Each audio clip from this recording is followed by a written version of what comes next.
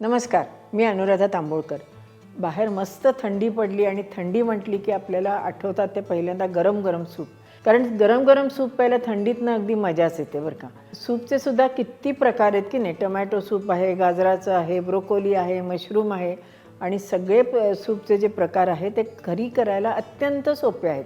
जरी तो पाश्चिमात्य पदार्थ असला ना तरीसुद्धा आपल्या आता घराघरांमध्ये इतका तो पोचला गेला आहे की तो आता आपल्याला भारतीयच वाटायला लागला आहे. म्हणून दर सोमवारी आपण वेगवेगळे प्रकारचे पेय किंवा सूपचे प्रकार आपण बघणार आहोत. आजचा पहिला सूपचा प्रकार म्हणजे सगळ्यांचं आवडतं सूप, टोमॅटो सूप, आणि ते सुद्धा क्रीम ऑफ टोमॅटो बरं का.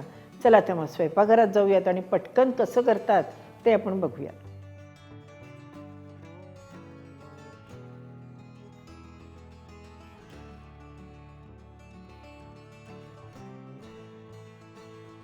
आपण अगदी छान गरमागरम क्रीम ऑफ टोमॅटो सूप तयार करणार आहोत. त्याच्याकरता 4 टोमॅटो साधारण एवढ्या मोठ्या फोडी याच्या चिरून घ्यायच्या आहेत. एक मध्यम आकाराचा कांदा, ही सेलरी मिळते बरं का बाजारात. ह्याचा टोमॅटो सूपला खूप छान स्वाद येतो. आपण जे हॉटेलमध्ये सूप घेतो ना त्याच्यामध्ये ह्या सेलरीचा उपयोग केलेला असतो, त्यामुळे त्याची चव छान येते आणि आपल्याला म्हणूनच ते सूप असतं ते जास्त आवडतं.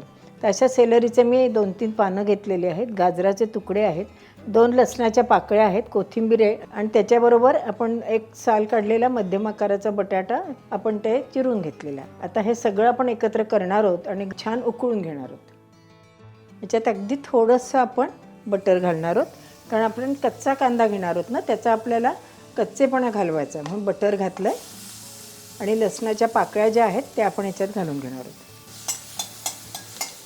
गॅस आपला लहान आहे. आपण कांदा परतून घेतला आहे, लसूणही थोडासा आपला परतला गेला आहे. आता त्याच्यात आपण बटाटे टाकणार आहोत. बटाटे परतून घेऊयात आपण थोडेसे.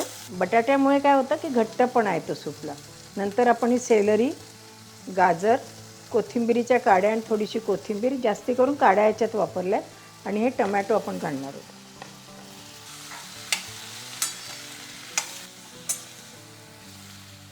तर गॅस पुन्हा मोठा केला आहे आणि आपण हे थोडंसं परतून घेऊयात.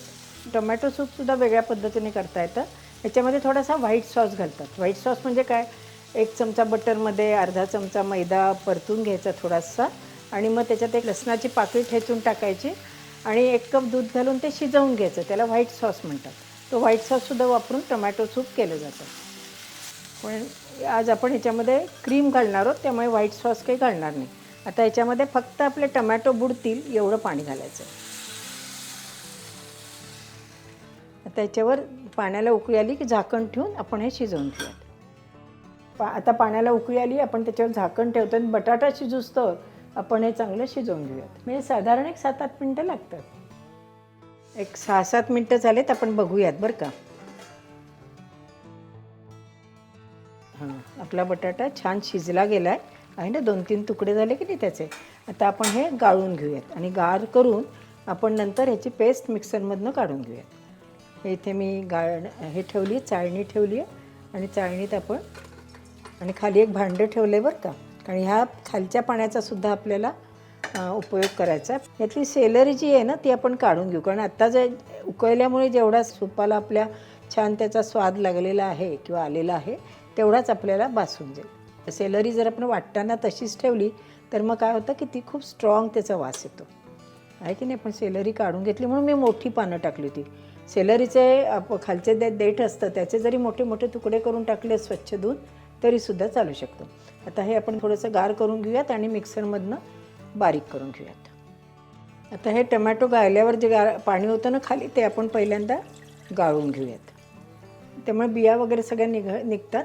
आणि मग हे टोमॅटो जो आपण होता तो मिक्सरमधनं किंवा हँड मिक्सीने काढून घेतला आहे तो आपण ह्याच्यात घालून घेऊयात. असं आपण आता हे चमच्याने एक घोटत सगळं गाळून घेऊयात बरं का. हे पहा काय आहे की नाही, छान आपण गाळून घेतलं आहे. थोडंसं पाणी वाढवलं आहे कारण आपल्याला फार घट्ट नको. आपण त्याच्यामध्ये 2 चमचे साखर घालूया. काही हॉटेलमध्ये याच्यात टोमॅटो सॉस वगैरे घालतात, पण त्याचा स्वाद लागली त्या सुपाला येतो, त्यामुळे मला स्वतःला तो एवढा आवडत नाही, म्हणून फक्त टोमॅटो घालतो. हा रंगसुद्धा आहे, हा एकदम नॅचरल आहे. तुम्हाला रंग आणखीन हवा असेल तर तुम्ही खायचा रंग थोडासा टोमॅटो रेड मिळतो तो घालू शकता, किंवा एखादा बीटचा तुकडा घातला तरीसुद्धा चालू शकतो. अगदी आपण अर्धी चिमूट दालचिनीची पूड घातली. नाही जरी घातली दालचिनीची पूड तरी चालू शकतं. सेलरीचा वास चांगला येतो. तर थोडीशी आपण याच्यात मिरपूड घालूयात.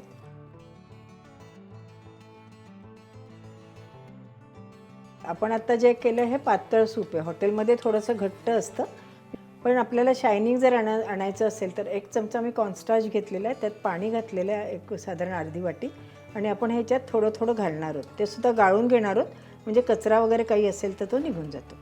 याच्यामुळे आपलं घट्ट पण होईल सूप आणि थोडंसं शायनिंग येईल त्याला. त्याला एक छान उकळी आणली की झालं काम. अगदी गरम गरम उकळतं सूप दिलं तरी चालू शकतं किंवा थोडंसं थंड करून मग त्याच्यावर आपण क्रीम घालणार आहोत आणि आपण सूप सर्व करणार आहोत.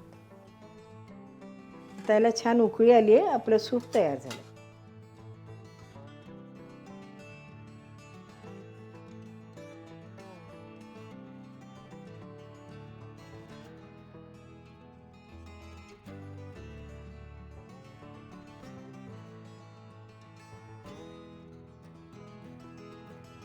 असं गरम गरम सूप आणि एखादं काहीतरी छोटंसं स्टार्टर असेल किंवा रात्रीच्या जेवणामध्ये पहिल्यांदा गरम गरम सूप पोटात गेलं की ते जिभेलाही चांगलं आणि पोटालाही चांगलं. विशेषतः डाएट करण्यानंतर अगदी उत्तम.